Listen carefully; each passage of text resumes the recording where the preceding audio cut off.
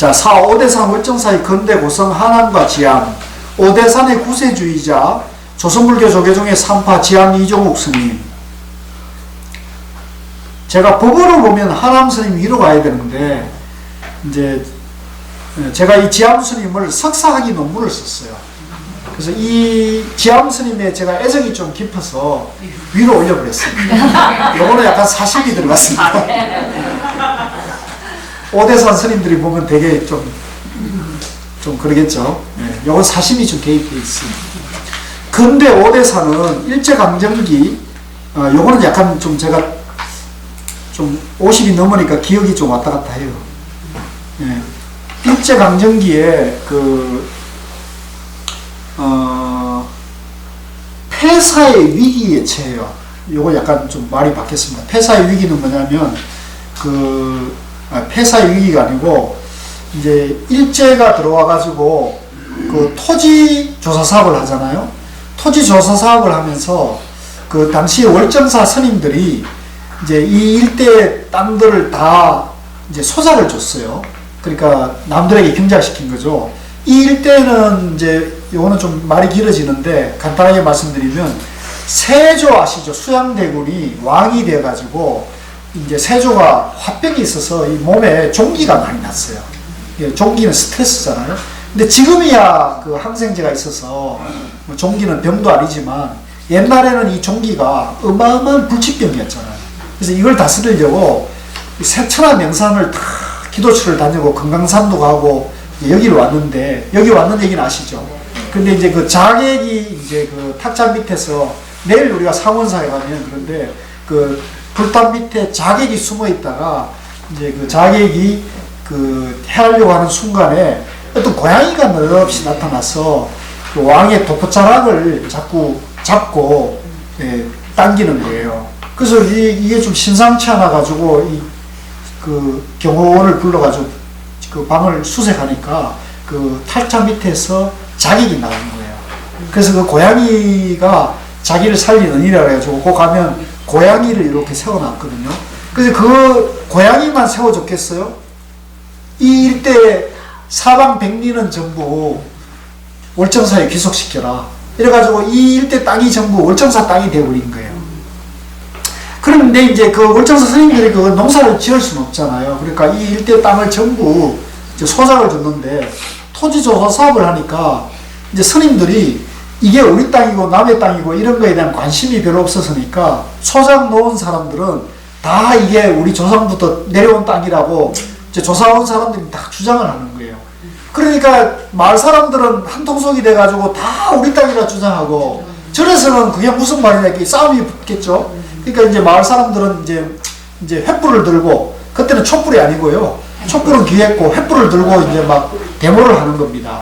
그래가지고 이제 이러다가 우리 땅을 다 뺏기게 생겼다. 이 위기가 상황이 되니까, 이때 이제 지암 이종욱 스님이 월정사 강원에 강사를 하다가 수석대책위원으로 이제 선임을 돼요.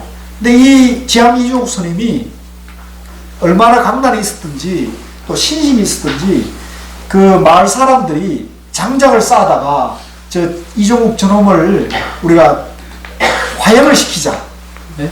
화장을 시키자 그러면 잡아다가 화장을 시킨다고 발을 쌓고 불을 지를 정도로 이제 이 살해의 위협을 받을 정도로 고초를 겪으면서 이제 재판하고 이제 일제 면서기들을 만나갖고 이렇게 해가지고 땅을 상당 부분 다 찾았대요. 그래서 이제 이런 공덕과 동시에 지암 스님이 이게 다 우리 땅을 일제가 들어와가지고 우리 땅을 이렇게 뺏길 뻔 했으니 이게 전부 나라를 잃은 수모다.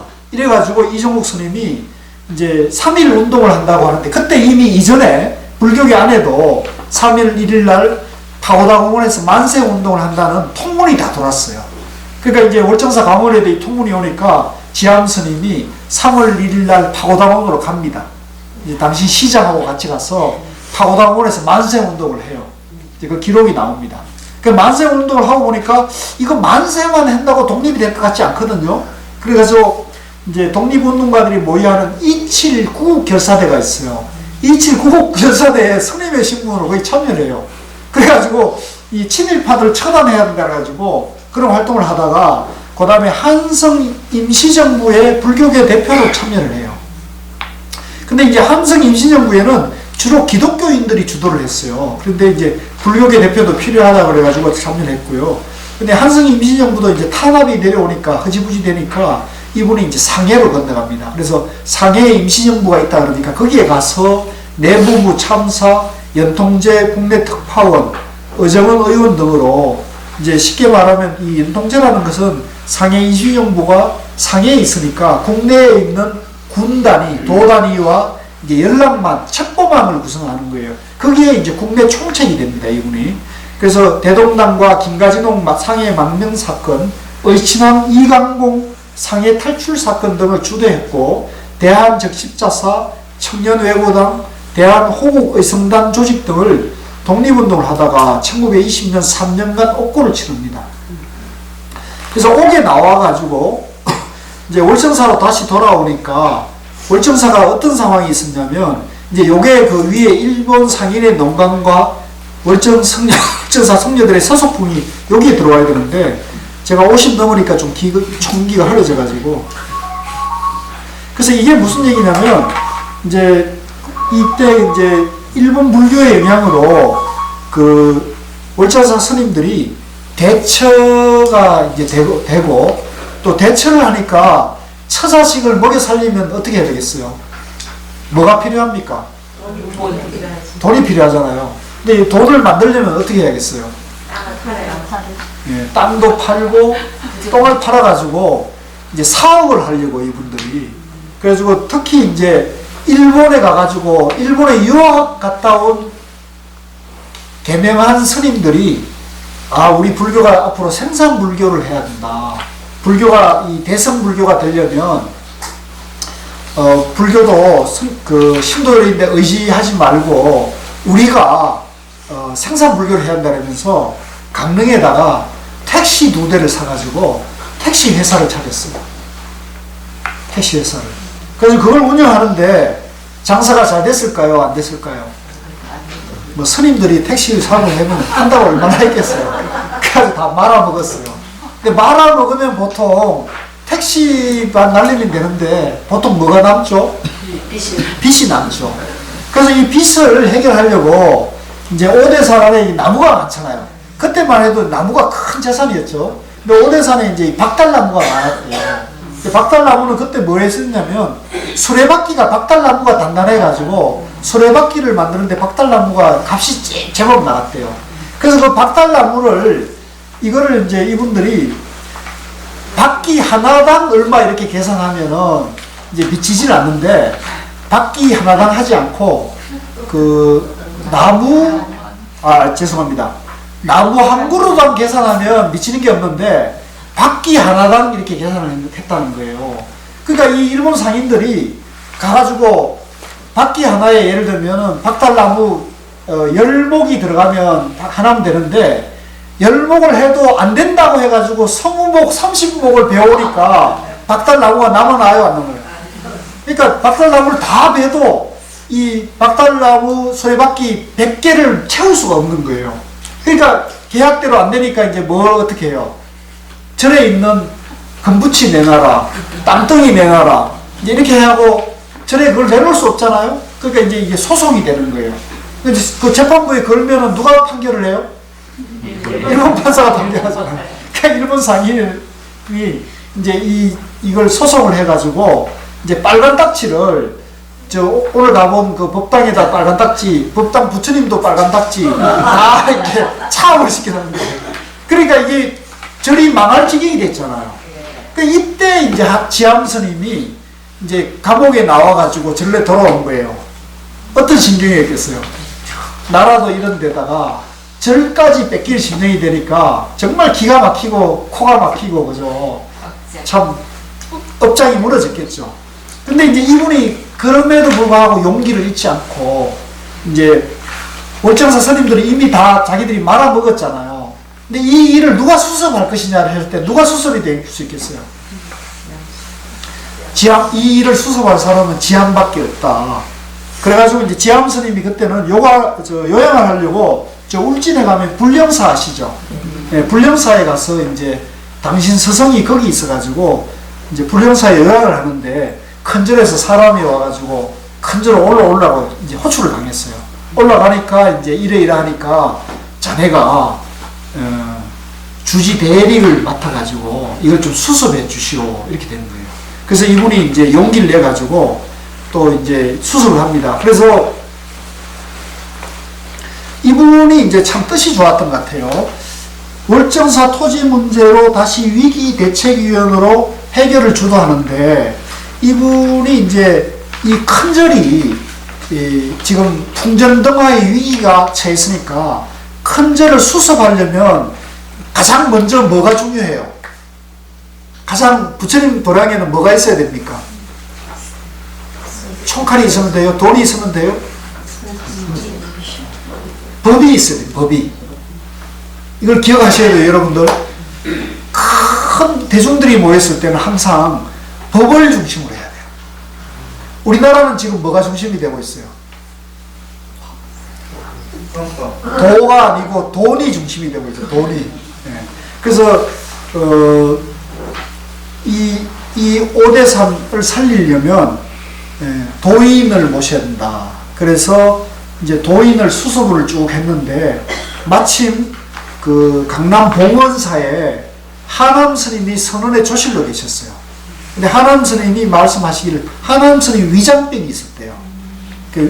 우리 가보면 하남 스님 체구가 호리호리 하잖아요. 그죠? 이분이 속병이 있어가지고 이 속병을 날려면 물이 좋은 데를 가야 되는데 그 봉원사에 있어가지고는 안 되잖아요. 그래서 당신이 이제 물 좋은 산사를 찾고 있었대요. 그러니까 그 얘기를 듣고 지암이 찾아갔어요.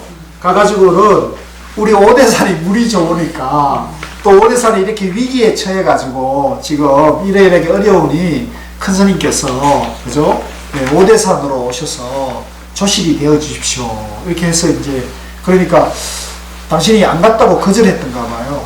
그러니까 이제 지암스님이 와가지고 볼정사 대중들을 다 모아놓고 공사를 열었어요.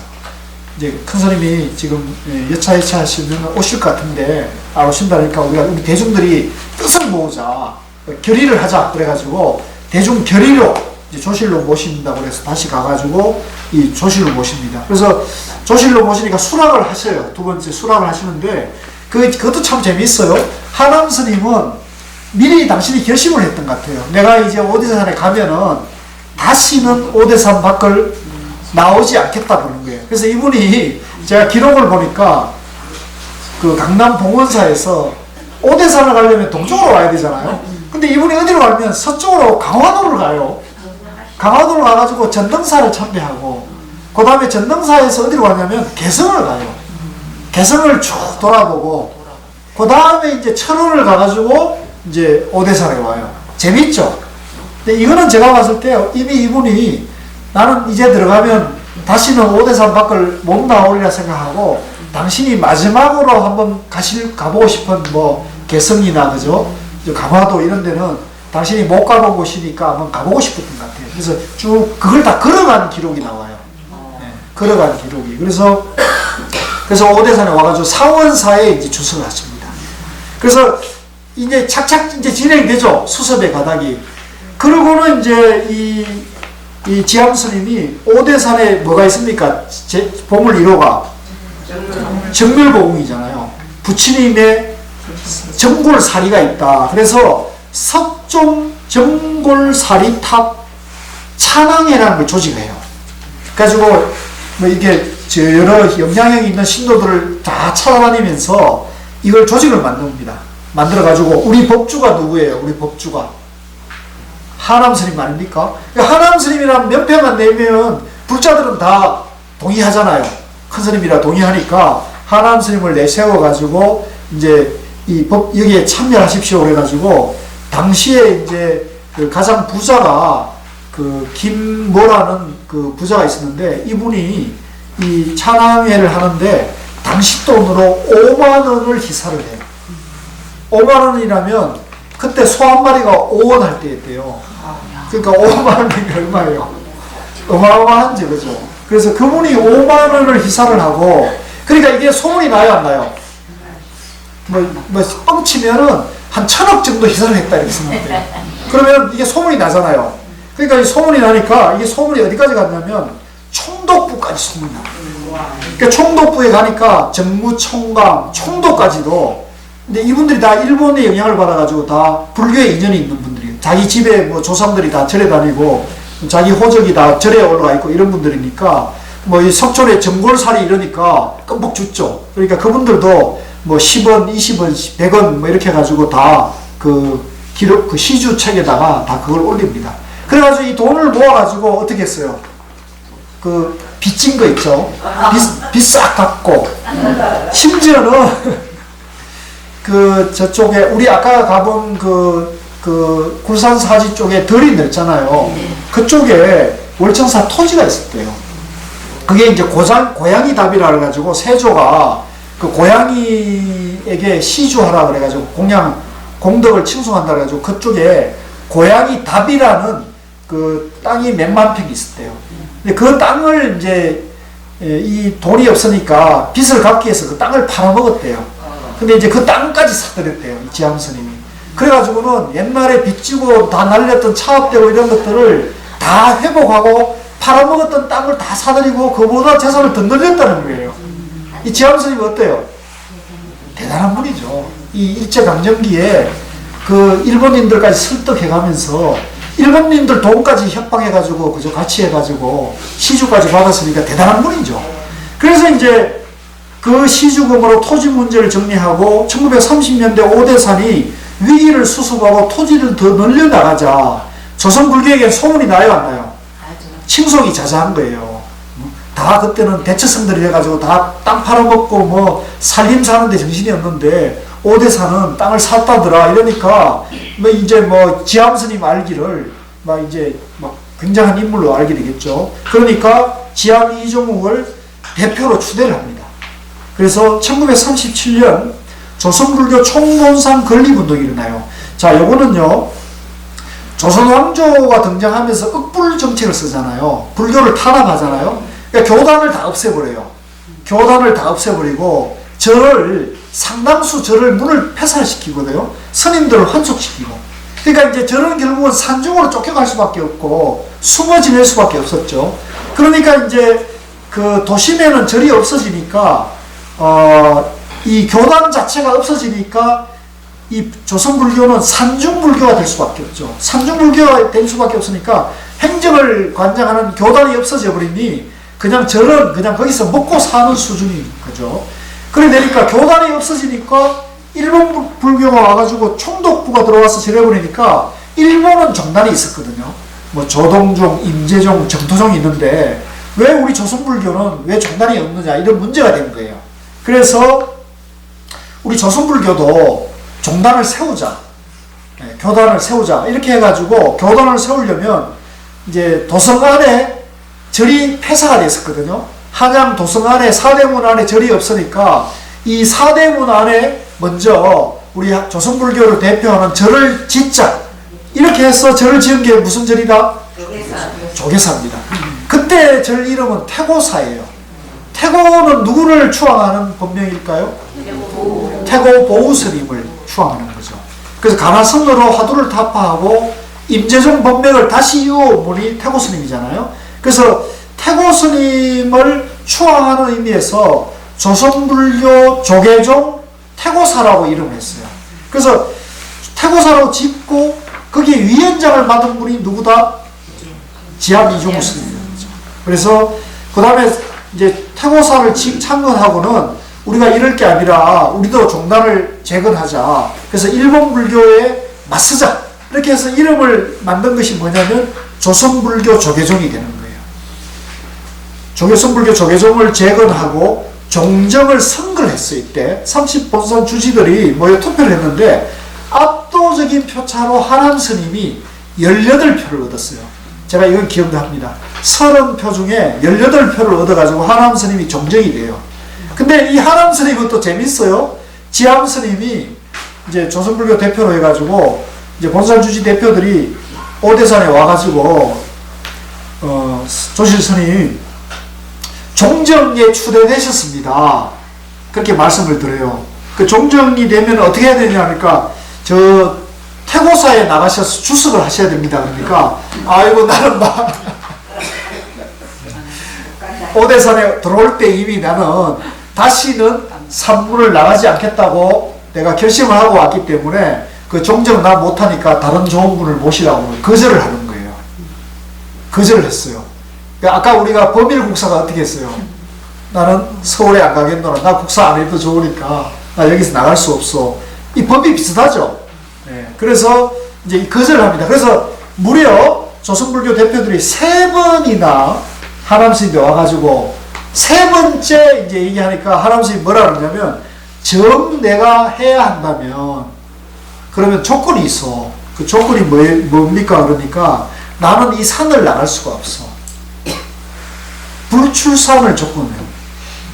불출산을 조건으로 해서 그러면 저희들이 결제 서류를 갖고 오대산에 한 달에 한 번씩 오겠습니다. 이렇게 해가지고 실제 결제 서류를 한국에 들고 와가지고 한 달에 한 번 와가지고 종정 결제를 받고 갔어요. 예, 그거는 이제 기록에 다 나오는 얘기입니다. 그래서 이제 불출산을 조건으로 하남 스님이 종정에 추대가 됩니다.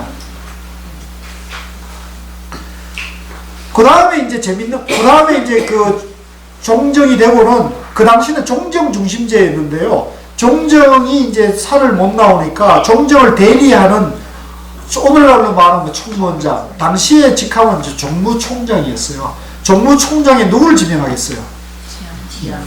지암 이종욱 스님을 이제 이 스님만큼 이 스님이 신심이 견고하고 지계청정하고 이 다섯 가지인가 4가지를 얘기를 하면서 이 조건에 지암 스님이 가장 공심으로 사는 분이다. 이렇게 해서 지암 스님을 정무총장이 임명합니다. 그러니까 그때 당시는 조선불교는 어느 산중이 다 말아먹었어요?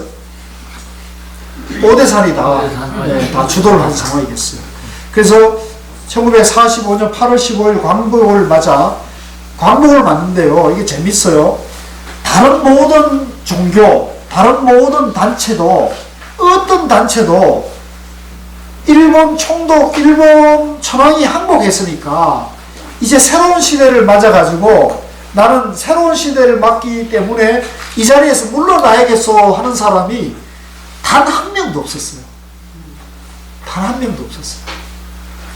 근데 유일하게 조선불교 조계종의 하남 종정, 지암 이종욱 정무총장 이하 모든 부장들이 8월 18일자로 총사퇴를 해요. 그러면서 사퇴의 변이 뭐냐면 이제 나라를 세울 새로운 시대를 맞았으니 새로운 인물이 교단을 이끌고 가야 된다. 이 뜻을 내세우면서 사표를 내요. 그리고 오대산에 돌아옵니다. 멋있지 않습니까? 이 대목에서 박수를 한번 쳐야죠. 그러니까 저는 제 기록을 보면 이 지암 이종욱 스님은 굉장히 공심으로 사신 분이에요. 굉장히 공심으로 사는 분이에요. 그래서 이제 지암 스님 여기 돌아오는데요. 근데 이분이 재밌어요. 월정사 기사를 해가지고 1950년도에 2대 국회의원 선거를 했는데 이분이 국회의원 선거를 나가요. 그래 국회의원이 당선이 돼요. 그래서 1954년 성난 정화운동이 발발하는데 지암 스님이 이때 그 위에 1950년 이승만 정부가 농지개혁을 하거든요. 그래서 이제 이 농지개혁을 하는데 그때 당시 정부 다음으로 땅을 많이 가진 곳이 어디일까요? 조계종이에요. 조계종. 그러니까 이제 농지개혁을 하니까 이 사찰이 다 위기가 된 거예요. 사찰도 500평만 가져라. 사찰에 스님들 농사 안 짓지 않느냐. 경자우전의 원칙이 어긋난다 그래가지고 땅을 다 뺏어다가 경자유전의 원칙을 하는 거예요. 이제 요 얘기도 하면 재밌는데 오늘 밤을 새야 되니까 넘어가겠습니다. 그래가지고 이제 사찰이 전체적으로 땅 또 뺏길 위기가 된 거예요. 땅 뺏길 때 누가 나서야 되겠어요? 지압이 또 나서는 거예요. 그게 다 국회의원에 있기 때문에 이제 우리가 좀 힘도 있고 이제 정권과 교섭할 만한 사람은 지암 스님밖에 없다. 그래가지고 지암 스님을 다시 총무원장에 또 추대를 해요. 그래서 이분이 이제 역시 총무원장이 투석이 돼가지고 수석을 했겠어요, 안 했겠어요? 네, 수석을 합니다. 이승만 대통령을 만나고 이렇게 해서 이걸 이제 다시 뺏긴 당을 이제 상당부를 돌아 되찾는데 상당부는 못 찾은 땅이 있어요. 왜 못 찾았냐면 그때 당시 이제 땅의 보상을 받고 현금은 안 되고 지가정권이라는 종이 쪼가리를 받았어요. 종이 쪼가리를 받아가지고 그걸 또 이제 현금으로 바꾸면은 DC 해가지고 뭐 몇 푼 못 받았어요. 이 몇 푼 못 받은 걸 가지고 또 대처성들은 이 돈을 가지고 뭘 하겠어요? 처자식들 먹여 살려야 되잖아요. 그러니까 또 사업을 한다고 또 투자를 했어요. 그래가지고 여러분들 동해안의 그 여객 회사 중에 금강여객 아시죠? 금강여객. 뭔가 불교 냄새가 안 나요? 네. 그 다음에 삼보해운. 뭔가 불교 냄새가 나요, 안 나요? 뭐 삼보배아링. 불교 냄새가 나요, 안 나요? 네. 삼보탄광. 자, 이런 삼보, 대원관광, 뭐 금강여객 이런 절들은 전부 대처성들이 이때 받은 그 토지 보상금으로 세운 회사들이에요. 근데 이게 성공했을까요? 실패했을까요? 다 날아가고 그래서 택시 회사 날아가듯이 다 말아먹고 무슨 뭐 베어링 회사도 다 날아가고 해운 회사, 버스 회사 다 날아가고 다 그냥 없어졌습니다. 그래서 내가 무슨 말 하려고 그랬지? 그래서 어쨌든 이제 다 수습을 해가지고 다시 이제 제암스님이 했는데 이때 이제 다시 이제 절집의 재산들이 다 날아가는 걸 보는데 이거 이대로 하면 안 되겠다는 분이 있었어요. 그게 누구냐면 바로 청담 스님, 성철 스님, 봉암사 결사했던 분 아시죠? 네. 봉암사 결사했던 분들이 전부 참선하는 수도자들인데 가만 보니까 이 대처성들이 본사 주지를 하고 가문을 운영하면서 스님들을 전부 처자식 만들고 결혼시키면서 살림꾼을 만드니까 불교의 앞날이 있겠어요, 없겠어요? 다 이게 일본 불교의 영향을 받아가지고 우리가 이렇게 해가지고는 불교의 미래가 없다. 이제 광복이 됐으니까 이제 일본도 물러갔으니 새로운 불교를 세우자 하면서 이 교단을 정화를 해야 한다. 정화를 하려면 대처성들을 이혼을 시키든가 아니면은 절 밖에 나가거든가 이렇게 해야 되는데 여기서 이제 약간 견해가 갈려요. 청담 스님 같은 분은 대처성들을 이혼을 하든가 아니면은 절 밖으로 내보내야 되는데 이거는 부처님 법을 세우려면 다소간의 물리력이 어쩔 수 없이 필요하다. 물리력이 뭔지 아시죠? 모르시는가 봐요. 그래서 물리력이 필요하다고 생각하셨고 성철 스님 같은 분은 어떤 생각이었을까요? 성철 스님 같은 분은 종교의 개혁은 종교의 정화는 그 교조의 가르침으로 돌아가는 것이다. 불교의 정화는 절대 물리력을 써서는 안 된다. 자비문중에서 어떻게 폭력과 물리력을 써서 되겠느냐. 이 불교를 정화하려면 신앙적인 수행을 통해서 정화가 된다. 그래서 성철 스님은 물리력이 정화를 반대하시고는 803으로 가버리셔요. 성전함에 가서 철조망을 쳐버려요. 근데 이제 대부분의 수자 스님들은 이제 그렇지 않고 이거 물리력이라도 접수해야 한다 해가지고 이제 접수를 하게 되죠. 그래서 뭐 청담 스님 여기 계시는 이제 여기 이런 스님들이 다 이제 선화원에 모여가지고 이제 결의를 합니다. 정화를 결의하고 조계사로 이제 쭉 몰려와가지고 조계사 법당을 한 300명이 접수를 딱 해요. 그리고 안에서 물을 딱 그려 잠그고는 거기서 일주일 동안 단식 기도를 해요. 이제 이 얘기하면 또 하루 종일 해야 되니까 자 이런다고. 자 그래서 이제 이런 상황이 되니까 이제 지암 스님이 총무원장이었어요. 근데 지암 스님이 어떤 생각이었냐면 이 비구성들이 명분이 있다. 지암 스님이 이제 대처를 했어요. 대처를 했는데 이 대처한 사연도 좀 기고합니다. 이 대처 사연 얘기하면 또 오늘 또 날새니까 넘어가고 그래서 이 지암 스님이 이제 대처를 해가지고 아들을 뒀는데 아들이 그 동국대학교 유명한 이 무슨 교수님이셨어요. 뭐 그 정도만 하시고 이 얘기하면 또 기구하니까 넘어가고 그래서 그 아드님이 있었는데 이분이 총무원장인데 이제 양심이 있는 거예요. 그래서 이제 처음에는 이제 비구성과 대처성들을 이제 타협을 시키려고 그래요. 그래서 불국사에서도 모이고 이제 직지사 뭐 이렇게 모여가지고 이제 타협을 어떻게 하냐면 이제 비구성들에서 우리가 수도를 전념할 수 있는 대표적인 사찰을 배려를 해달라. 그래가지고 타협을 했는데 18개 사찰을 뭐 직지사, 해인사 이런 큰 절이 있잖아요. 그 18개 사찰을 이제 비구성들에게 양도를, 수사들에게 양도를 하기로 했대요. 그렇게 합의를 했어요. 근데 그 합의를 소식을 들은 해인사나 직지사에 있는 대처성 주지는 동의를 했을까요? 안 했을까요? 안 하지. 동의를 할 수가 없는 거예요. 왜? 처자식을 뭉개 살려야 되니까. 당장 우리가 나가면 어떻게 하겠어요? 그러니까 이제 이게 생존권이 걸린 문제. 이분들에게는 생존권이 걸린 거예요. 근데 이제 지하암 스님은 이걸 타협시키려니까 안 되니까 당신이 사표 쓰고 가버리는 거예요.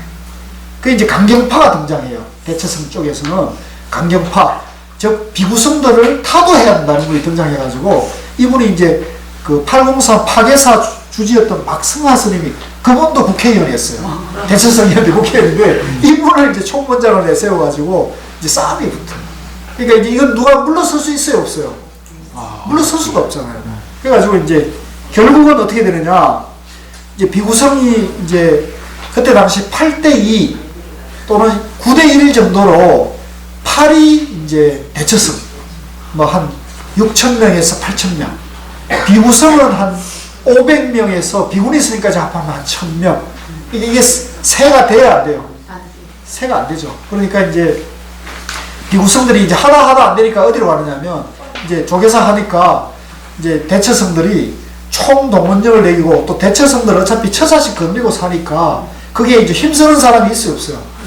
있고 뭐 또 건달들도 형 아우하고 그러니까 뭐 건달들 다 불러오고 이래가지고 조계사를 습격해서 그 법당 안에 있던 비구성들을 다 이렇게 끌어내게 돼요. 물리력으로. 그러니까 이제 큰 충돌이 일어나죠. 그러니까 이제 비구성들이 이제 이게 어디로 가겠어요? 이제 마지막으로 의지해야 될 때가 어디겠어요? 청와대 아니겠습니까? 그죠? 예. 경무대로 가자. 경무대로 가자. 그래서 불법에는 대처성이 없다는 현수막을 탁 걸고는 경무대로 시위를 가요. 그때가 이제 겨울이었는데 막 눈발이 날려고 그랬는데 경무대 앞에 가고는 좌선을 딱 하고는 이승만 각하 이 불법을 정법을 되세우기 위해서 저 대처성들은 외색성이다.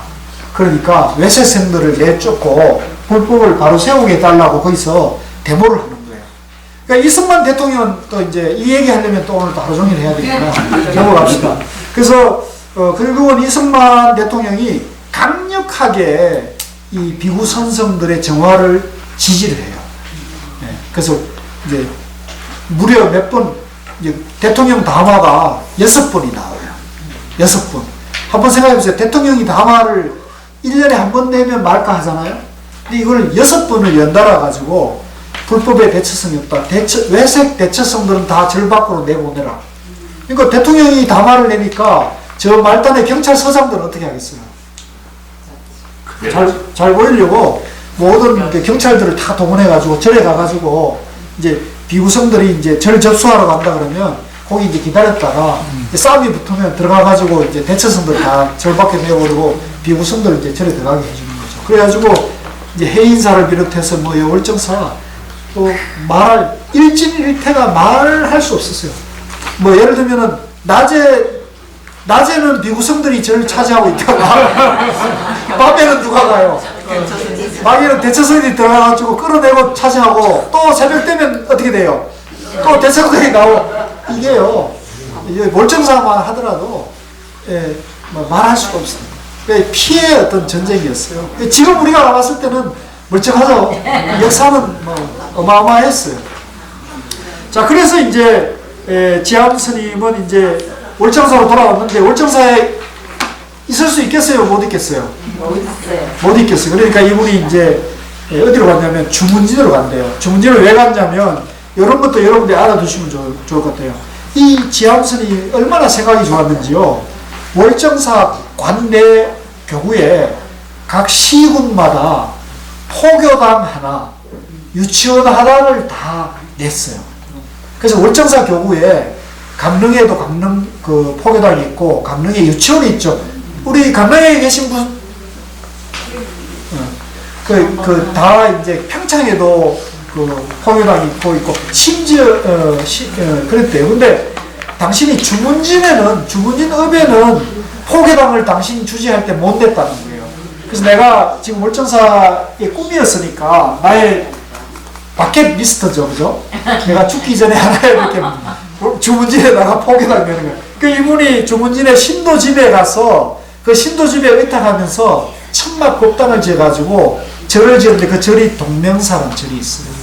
실제 이제 지었습니다. 근데 이제 지었는데 그 당시에 이제 이것도 재밌는 얘기인데 이 지암 이종욱 스님 그 사제가 영암 스님이라고 있어요. 아마 우리 노보살님들은 다 아실 거예요. 영암 스님 아시죠? 영암 스님, 박영암 스님.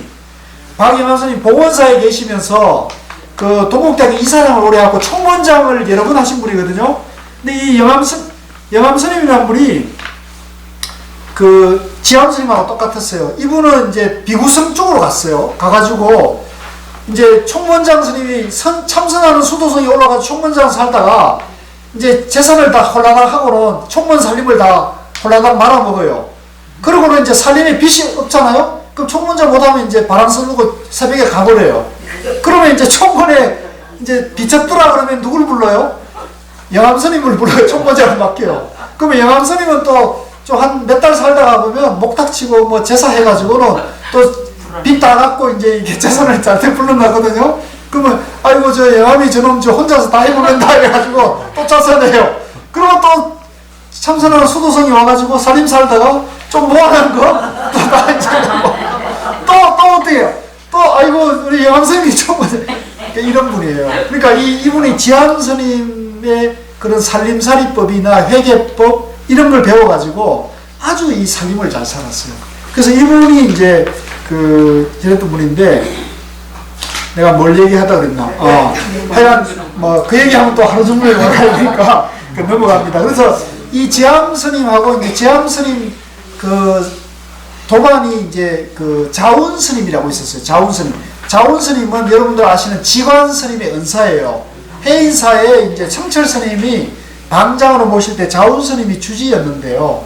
이 자운 스님, 영암 스님이 그때 당시 총무원장을 하고 계실 때였던가 봐요. 그게 1969년이었는데 이 자운 스님 고향이 어디냐면 요 월정사 안에 이따가 내일 우리가 갈 때 월정사 안에 가면 화전민 마을이 있어요. 그 화전민 마을에 이 자운 스님이 거기가 태어나가지고 자운 스님이 태어날 때부터 지암 스님은 큰 스님이었어요. 그래서 이 자운 스님과 지암 스님이 총무원을 운영할 때 조계종 총무원을 운영할 때 야 그래도 지암 스님이 우리 조계종으로 봤을 때는 대공로자인데 저 궁벽진 절에서 돌아가시게 할 수는 없지 않느냐. 그러니까 여러분 아시는 저쪽에 천운 스님 아시죠? 광주에 대흥사 조실을 지낸 천운 스님. 그 천운 스님이 이제 지암 스님의 삼자였는데 막내 삼자였어요. 천운 스님을 불러다가 야 그래도 너희 서성이 이 조계종으로 말하면 조계사도 세우고 조계종 재산을 다 지킨 대공로자인데 저렇게 돌아가실 수는 없지 않느냐. 그러니까 너를 화엄사 주지를 끌어줄 텐데 화엄사 주지를 그 본사잖아요. 그러니까 저분을 본사에서는 돌아가시지 해야 하지 않겠냐. 그러니까 천원아 네가 화엄사 주지 가라. 이렇게 해서 이제 화엄사 주지를 끊어줬대요. 그래서 이제 천운 스님이 화엄사 주지를 끊어갖고 화엄사에 들어가지고 이 지암 스님을 화엄사에 모셔가지고 화엄사에서 돌아가시게 했어요. 그래서 화엄사에서 다비를 했죠. 참 아름답지 않아요? 우리가 이런 얘기를 들어보면 참 좀 그래도 옛날 분들은 의리가 있었어요. 그죠? 여기 의리 없는 분들 있죠? 엄청 빨리 나가요. 그러니까 제가 이런 거 보면 참 그런 것이 마음이 짠해요. 예, 그래서 이런 걸 알고 보면 마음이 짠한데 어쨌든 그랬고요. 자 이제 하남 스님 얘기하면 또 하루 종일 해야 되는데 이제 5분 안에 끝낼게요. 오대산 조실 조선불교 조계종 초대 종정 하남 스님. 봉화는 온양방씨입니다. 이분은 방 하남이고요. 법호는 하남, 법명은 중원. 그래서 하남 중원이라 그래요. 강원도 화천 출신입니다. 화천. 오대산 조실과 조계종 초대 종정을 지냈으며 일사후퇴 때 국군이 퇴각하며 상원사를 불태우려 하자 죽음을 불사하고 지켜냈다. 아까 제가 설명드렸죠. 내일 그 상원사에 가서 한 번 더 말씀드릴게요. 9살에 서당에서 이분이 이제 집안이 괜찮았던가 봐요. 사략을 읽다가 방고시 이전에 누가 있었던가에 대한 의문을 품었다. 1897년 금강산의 모습이 부처와 보살상을 닮은 것에 감격하여 출가를 결심했다. 이분도 원래는 금강산에 놀러 갔대요. 놀러 가고 감동이 된 거예요. 그럼 거기서 출가를 해버렸어요. 금강산 장안사에 행름선사를 모시고 수행하였으며 이어서 금강산 신계사의 보훈강회에서 수업하다가 보조국사의 수신계를 읽고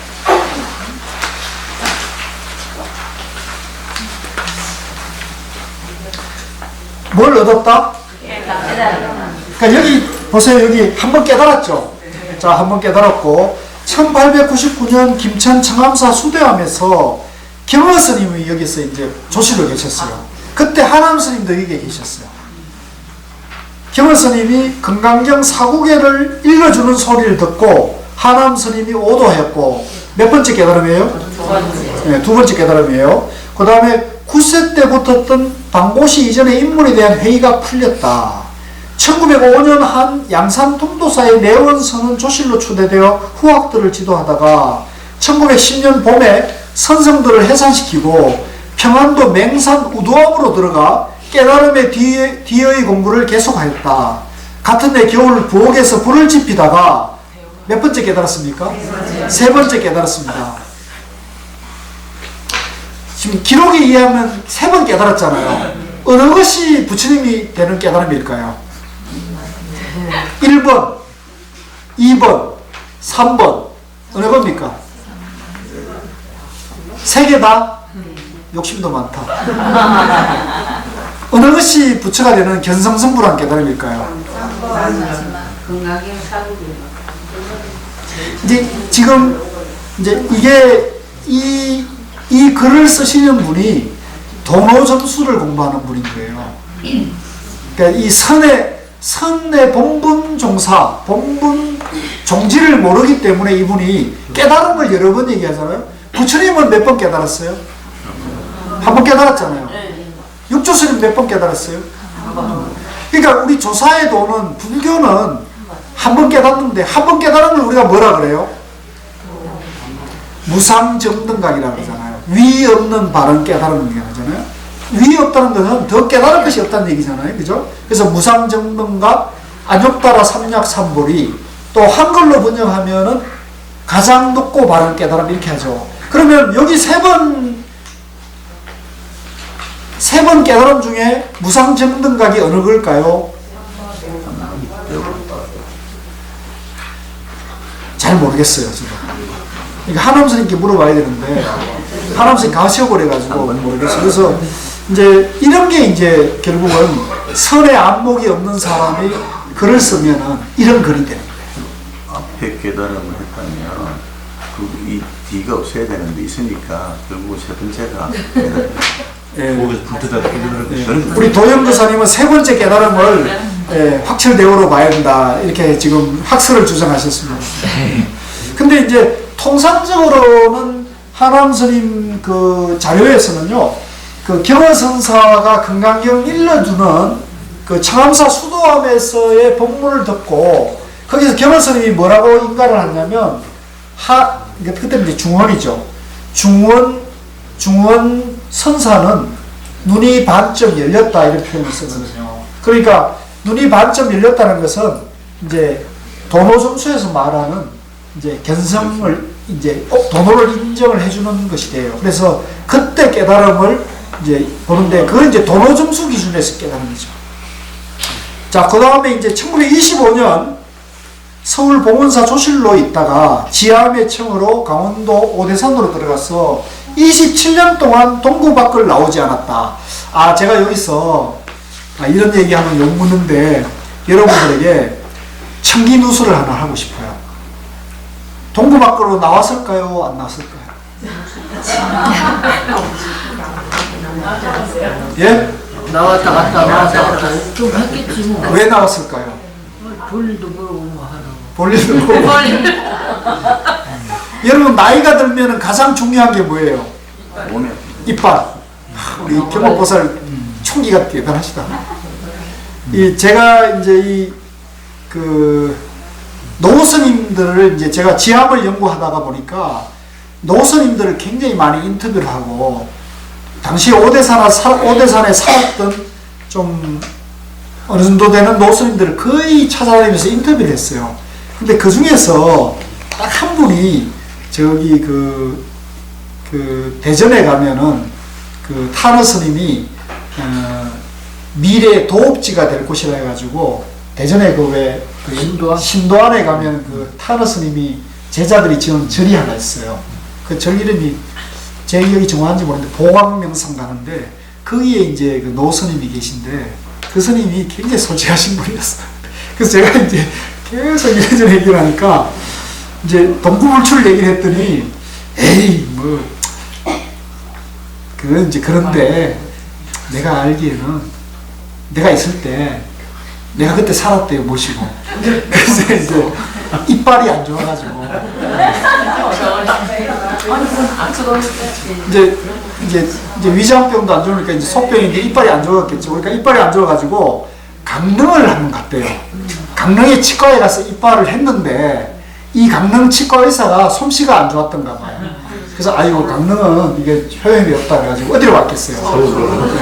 제가 어디 갔다고 얘기할 수는 없고 이제 서울의 이빨 때문에 이제 서울을 나왔다 했어요. 이거는 동구불출을 인정해야 됩니까? 예외로 해야 됩니까? 예외. 우리 이제 정리합시다. 예.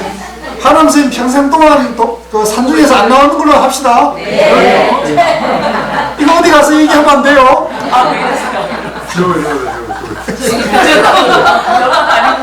그거 제가 집에 가서 쓰잖아요. 여기 아니야. 네. 자, 그래서 하여간 이건 그냥 웃자고 제가 에피소드, 이게 인간적인 거예요. 네. 아니, 뭐, 이거 당장 저랬는데 어떡하겠어요. 그러니까, 가야죠. 그러니까 그거는 무슨 동구불출 이런 게 아니에요. 네. 그런 거 하면 아닌 거예요. 일 없이 나오지 않았다. 네? 일 없이, 여러분들이 고기가 생각나가지고 고기 보러 가자. 여러분들처럼 야 동해 바닷가 구경하고 싶다 그래가지고 일 없이 나오지 않았다는 거예요. 자, 그 다음에 이제 1954년 145 때 직전 1945년 조계종에 출마했을 때 초대 종족으로 추대되어 4년 동안 조계종을 이끌었다. 1951년 145 때 직전 그가 주식하고 있던 상원사로 퇴각 중인 국군 장교가 와서 저를 불태울 것을 알리자 가사와 장상을 수하고 법당에 들어가 자정하고 불을 질러라 했다. 장교는 그 인격에 압도되어 법당에 문짝만 떼어 불살랐다. 제자로는 보문, 나남, 탄어. 이제 탄어 스님이 이제 지금 여기 오대산에 계신 스님들의 이제 그 탄어 스님의 정념 스님이 탄어 스님 제자가 마나희찬 스님. 아까 우리가 그 조사전 봤죠. 조사전에 보면 가장 가운데가 하남 스님, 왼쪽이 희찬 스님, 마나 스님, 그 다음에 오른쪽이 탄어 스님, 그 다음에 지안 스님 왼쪽, 하남 스님 바로 오른쪽이 이제 지안 이종우 스님입니다. 그렇습니다. 자, 이거는 묻자는 얘기고, 네, 혹시 뭐 질문 있어요? 자, 그러면 이걸로 이제 좀 말이 길었습니다. 원래는 밥을 새야 되는데,